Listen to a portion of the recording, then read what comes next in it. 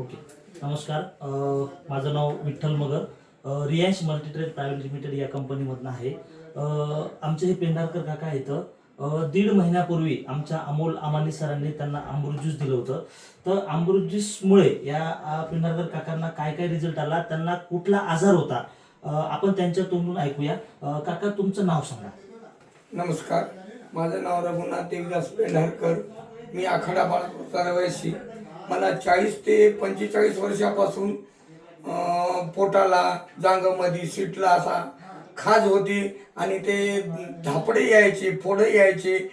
तर 1.5 महिन्यापूर्वी अमोल अमानी यांना मामा म्हणले, हे अमृत ज्यूस घ्या, तुम्हाला रिझल्ट येऊन जाईल. तर मी अमृत ज्यूस 3 बॉटल्या घेतल्या. 3 बॉटल्यामुळं माझा आजार एकदम असा कमी झालेला आहे.